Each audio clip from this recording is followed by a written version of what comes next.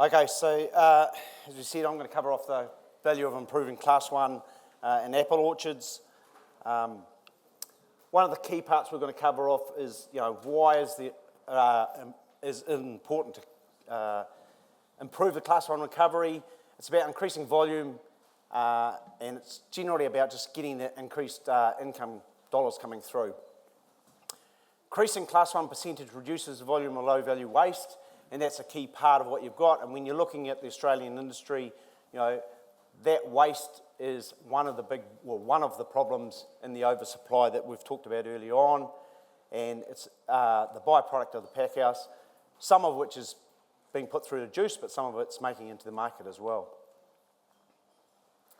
So both of those, increasing the one and reducing waste and getting it out of the market, improve the profitability, and they both improve the resource efficiency. So just going back to the basics, Class 1 fruit is fruit that achieves the highest value in the market. It meets or exceeds the market specifications, and that can be size, colour, maturity, or lack of defects. And remembering that quality, when we talk about quality, it is a perception, and whatever you decide, or whatever the market decides is quality, is what it is. I use a good analogy at home. One of the growers, he has a colour specification for his utes. He likes British Racing Green. If you sell utes to him and they come in that colour, he thinks that's quality specification. Most other people, if you sell them a car that's British Racing Green, you expect to charge another $2,000 or $3,000, they'll just shake. So it is a perception. And so quality attributes can be different for different markets, and we see that a lot with the travelling around the Australian industry, between the different regions and then just within the regions. So you need to really understand what the Class 1 rules are for your different markets, and so then you can understand how you can achieve the better Class 1 recovery. So this is some stuff that's come out of the OBA. As you can see, the packout percentage has been going up, and 2021 is the highest regard. 2023 was the lowest, but also, and it's worth just remembering that was the highest yield in through there as well. So just remember that as we go through the further slides. So growers set the supply, and you guys are all aware of this, and I will go through it quickly, but you do receive what the price is. So the market returns are what the market returns are going to be. You guys are price takers, and you can't lift the returns. You can only change the supply. And basically, you are highly influenced by what the supply is and what the consumer demand is. So this is, you would have seen this as well, and that's why I'm going through it relatively quickly. In those years, not only when the supply was a bit lower, you can see what happened the next year when the supply was high. It just took a real thumping as far as Class 1 returns. Just to add all of that together, this is what happens compared to expenditure. Basically, there's the returns, there's the costs, and as you can see from there, as was shown earlier on today, now we've got returns that are actually less than what the costs are. Okay, so all pretty good basic stuff that you're all well and truly aware of. This is a bit, hopefully you guys have seen before, is the difference between the upper quartile results and the average results. So this is upper quartile, 43 tonne per hectare, 73% average packout, $2 average price, cash operating surplus of 25 grand positive. This is the rest of the group, and the thing that's really interesting, and this happens with apples all around the world, not a lot of difference there, not a huge amount of difference there, not a huge amount of difference there, but the impact at that end becomes massive. And so it's that difference, it's that tipping point between understanding, the yield and the packout and the returns, and next thing you know, things either happen very positive or very negative. Right, so the question is, how do I maximise it? So a lot of the stuff we've covered for a long time, but it's worth going back through again. We do need to ensure that the block has filled the allotted tree space. We see a lot of that over here where through different conditions or different, whether trees are on hills, not so much around here, we can't get to 100% full canopy, but it is something we should be striving for, and it's something that's very, very important if you actually want to get maximum production. We need to make sure that we've set well-informed yield targets. That's one of the key. If the targets are too high or too low, you're just not going to achieve class 1. You've got to make sure the branch number, bud number, and quality is correct. We need to reduce variability, something that's I've been highly passionate about and I've talked about a lot of times, but that is one of the big killers. The variability, whether up or down, is really chewing into the recovery of class 1. And then you've got to focus on those limiting factors. The biennial bearing, the pest and disease, nutrition, water, climate. And then the tasks need to be carried out at the correct time and to a high degree of accuracy.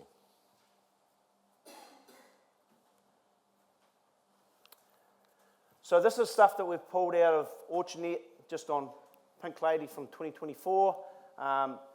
Hopefully you guys have seen these sort of results before, but it's basically really simply looking at increasing tonnage, keeping the same pack out, and that's what you're getting as a tonnes per hectare coming out of that, just real simple math.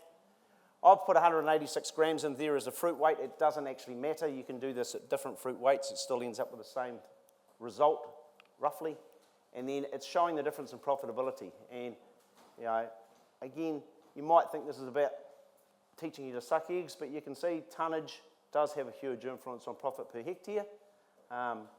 So what we need to do is make sure we are targeting a good yield, but it needs to be what is the sweet spot. Because just increasing tonnage is not going to be the way that you're increasing the class 1 yield. This is probably the one that's more exciting or more interesting. I've fixed the yield at 80 tonnes per hectare, and I've gone through and says, well, what happens if I just play with pack out there? So 50%, 60%. Again, you can see just the math there. 80 tonne crop, when you look at what we were before, that was pretty impressive, but you can go from minus $10,000 right up to $47,000. So the influence of pack out, the influence of getting that class 1 yield is absolutely huge. Right, this is one I want to spend a little bit of time on, and it's actually the bit of information I've found the hardest to get out of Australia. A lot of commenters said that fruit size has no impact in Australia, and I've gone through and I said, right, now give me, and I've tried to get this as good as I can from Nick, give me what you think is the best return for that count size, the best return for that count size, and what we've said is those are oversized, so that's effectively juice, and that stuff there is undersized, and that's effectively juice.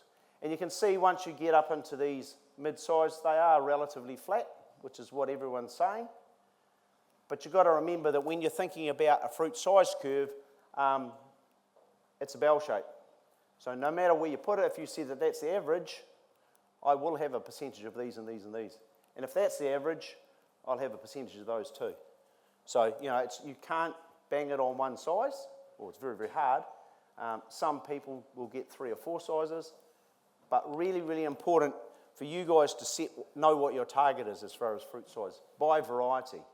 And if you can't do that, then if you don't know what the size is, it's very, very hard to work out what your target needs to be by tree. So it's one of the pieces of information that I've struggled to get over here and underpins a huge amount of what's going on. So thinking back to what I just had on that last slide, we put it against the size curve, and it's the size curves that we run within OrchardNet, so we know that if we're going to say it's a 200 gram piece of fruit, or 57 count, we know this has got the certain percentage of each one of those sizes.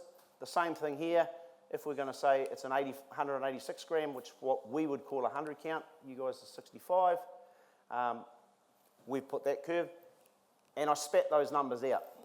Effectively, it's just the percentage of each one of those, times it out, worked out the average weight. What it shows is big fruit does drop off a little bit, and it's relatively flat, but that's sort of the peak in amongst there. And with raw gala, it's sort of relatively flat, but there is a top and a bottom of it. So this is, again, you guys need to tease these numbers out yourselves, because everywhere I go, there's certain people that have got big fruit markets or small fruit markets or whatever. But if you don't know what your average size should be by size across the grades, and remembering that part of this, that might not be more in size, but that might be in increases in packing. So I've taken that into account. So if you're packing real small fruit, your packing charges go up, so effectively you've actually decreased your size, your returns. So what we're saying there is we think, with the data I've been given, it looks like it's about a 155 to 170 gram target should be what you're looking for. And remembering that Pink Lady is a slightly larger fruit, so it's going to be harder to get there. Not impossible, but it is harder. Naturally for us, we'd say it's sort of 190 grams, and I think I've seen pretty much the same around here. Royal Gala's pretty much the opposite. It's a smaller fruit, very easy to get 150 grams. In fact, we'll get stuff over at home that'll be 130 grams. So getting 170 is quite hard, but somewhere in that number is what you guys should all have. And so what I'd really like you guys to take home is to, on all of your blocks and each of your varieties, know what that number needs to be. Because if you can do that, then you can do a lot of stuff with getting into this recovery of Class 1. And when we talk about Class 1, we're also talking about making sure that those numbers can be as good as they can. So, need to maximise the volume of Class 1. However, the overcrop trees, they don't achieve good colour or maturity. We see that a lot with different varieties at home. Some of the new varieties that are coming through, they're as precocious as, and what they'll do is they'll actually almost crop themselves to death.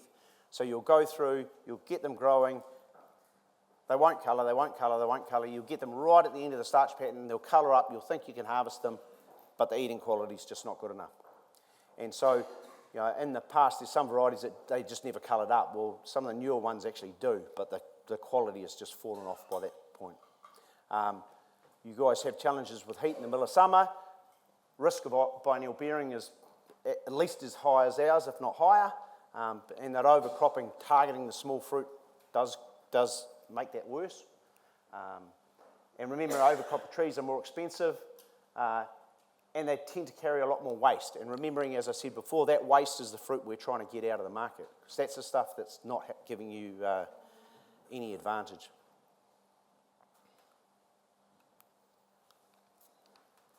So reduction.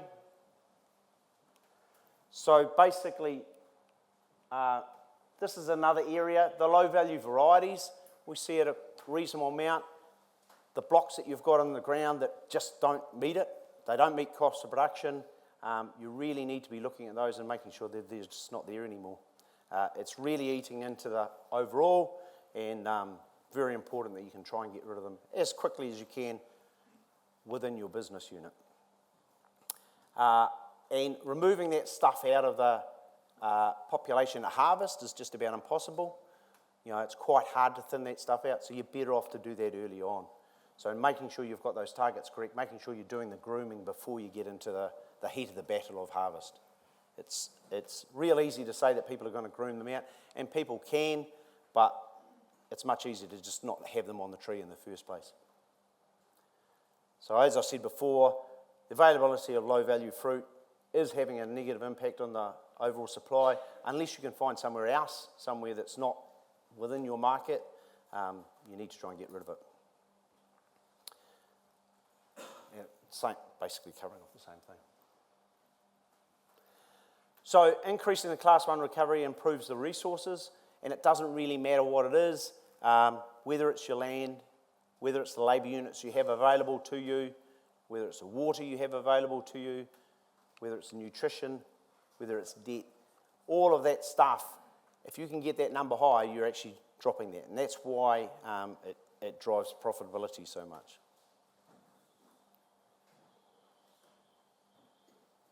So this is, as you can see, labour's, well, as you all know, 62% of costs.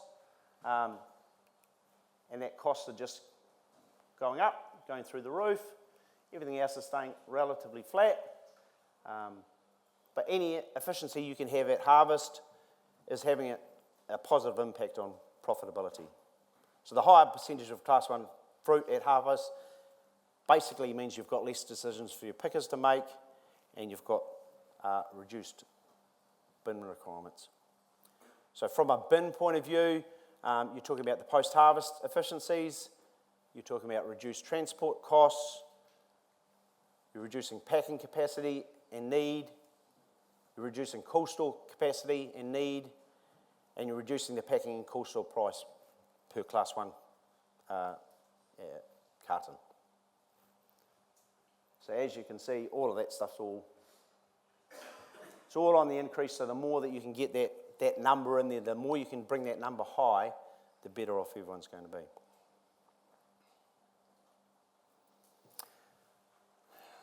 So basically wrapping in through here, we need to be focused on improving our packable yield. And this one here was an example that came out of the OBA, Grower A in 2023. They had harvest expenditure of 17 cents per gross kg, 34 tonne and a 77% packout, running a cash operating surplus of 13 grand. This was the average of the model, and as you guys know, it actually had higher harvest expenditure, higher gross yield, but a lower packout, and basically just break even. Same grower again in the next year, managed to have a good expenditure, lower tonnage than the model, but higher packout. Again, the return was much better, and then that's the average of what the model was. Right, that's me finished. Thank you.